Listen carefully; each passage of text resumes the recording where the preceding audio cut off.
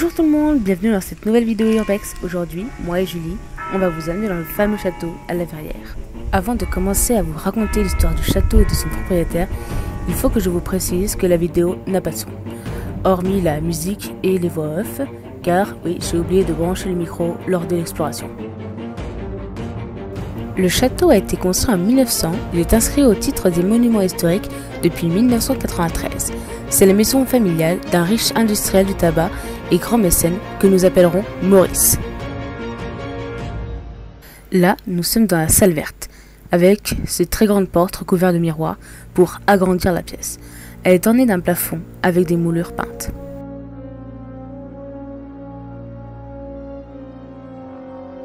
La salle rouge, sûrement l'une des plus belles pièces du château. Elle possède 2 colonnes en faux marbre rouge. Du sol au plafond, la salle est ornée de dorures en cuivre. Les murs et les portes sont recouverts par endroits de tapisseries de soie satinée de couleur rouge.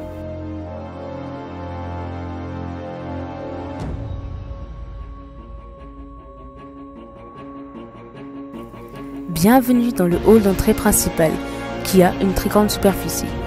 Il présente des colonnes ioniques et corinthiennes. Il est orné de faux marbre jaune.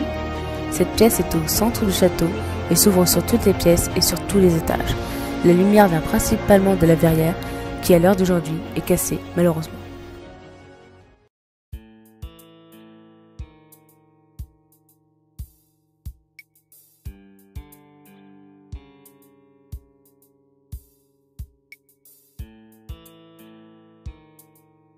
Là, nous venions de trouver un coffre-fort, avec une combinaison de 4 chiffres. On ne sait pas depuis quand il n'a pas été ouvert.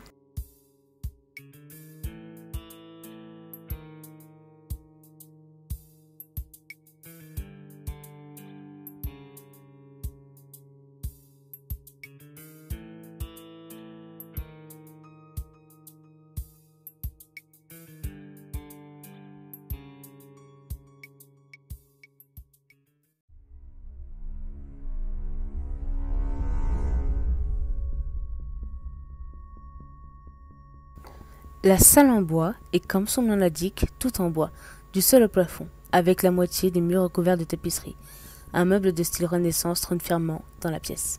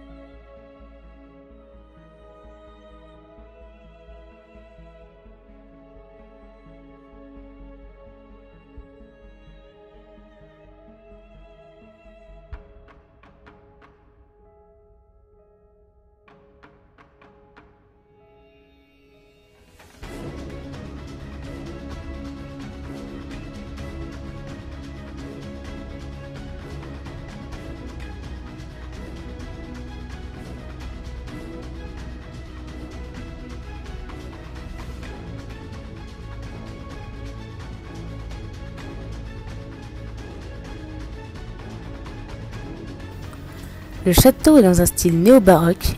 Il fait dans les 1000 m², il a environ 30 pièces, dont 8 au rez-de-chaussée.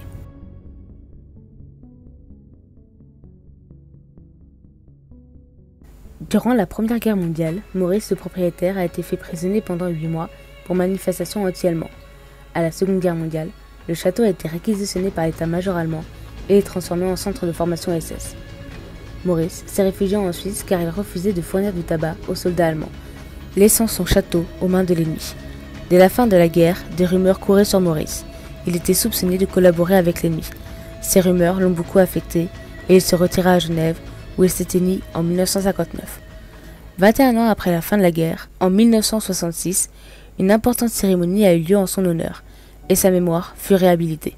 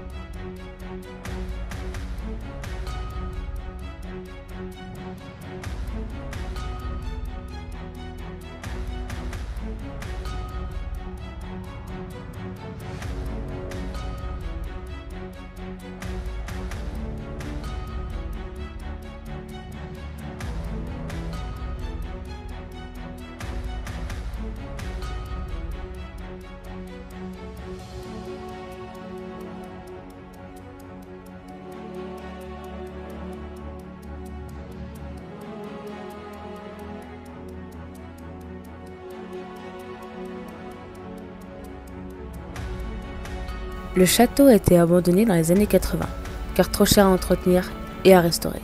Mais des rénovations sont quand même prévues.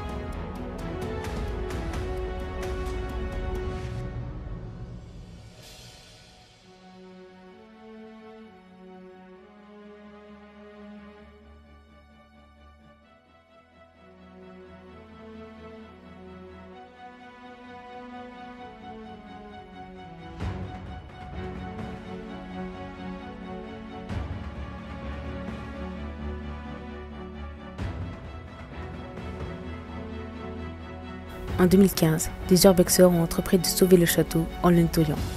Mais hélas, l'intérieur du château est de plus en plus dégradé par des visiteurs irrespectueux du lieu, qui n'hésitent pas à taguer les murs, casser les vitres, brûler le sol. Des fêtes ont même été organisées. On a même retrouvé des feux d'artifice. Mais bien sûr, rien n'a été nettoyé. Les urbexeurs ont même écrit la date de leur passage sur les murs. C'est si dur que ça de respecter les lieux dans lesquels vous allez. Nous, on a laissé les lieux comme on les a trouvés. Prenez exemple.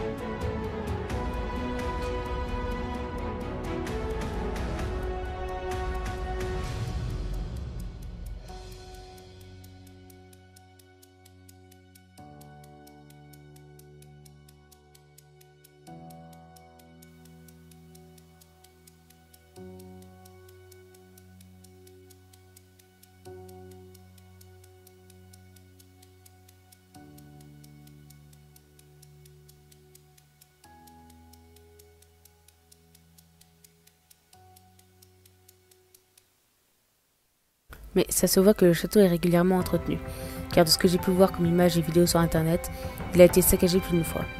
Heureusement que des gens sont là pour réparer les conneries de certains demeurés, pour parler poliment. Mais même si le château est remis en état, ou presque, ce n'est pas une raison pour le casser davantage. Je le répète, mais s'il vous plaît, respectez les lieux.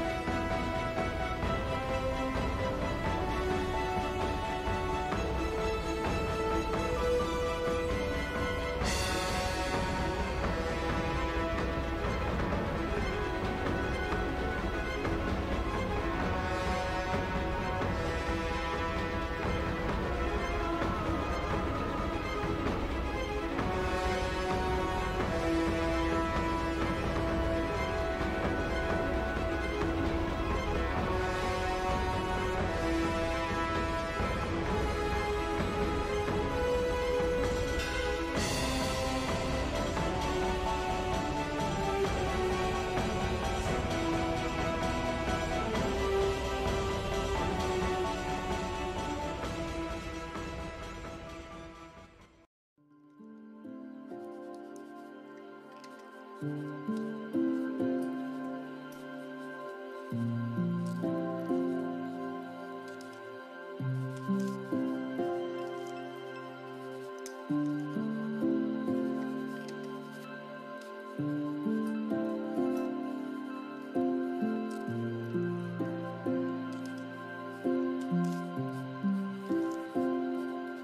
sous-sol du château est immense, il comprend énormément de pièces.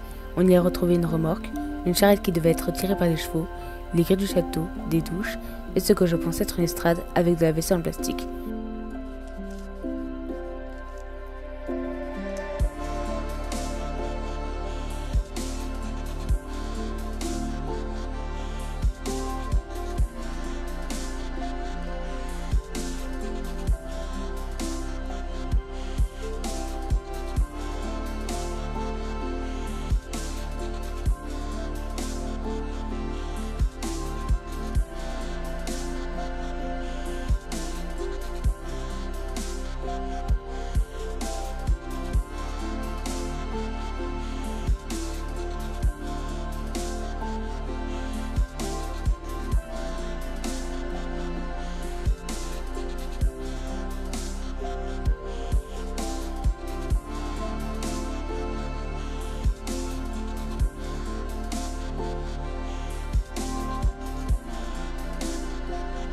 La 2 chevaux rouges est devenue le symbole du château.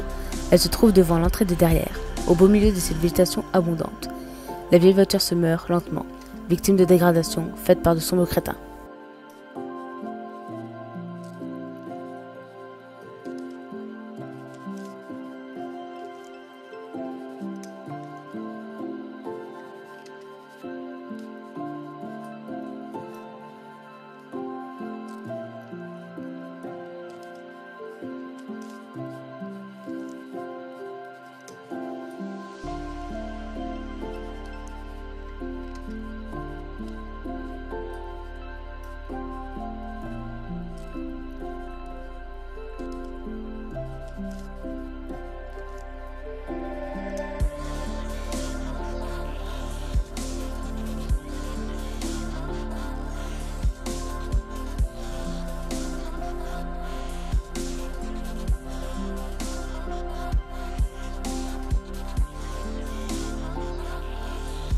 C'est trop chou la petite cabane à oiseaux. Ah, elle est trop belle. Waouh. Ah, j'ai marché sur une branche, ça m'a frotté le cul. Je vous remercie d'avoir suivi cette exploration avec nous. Tu peux laisser un j'aime et t'abonner à la chaîne si la vidéo t'a plu. Tu peux aussi me suivre sur Instagram et Twitter. Et aussi suivre l'Instagram de Julie, le tout est dans la description. Sur ce, je vous dis à la prochaine. Salut!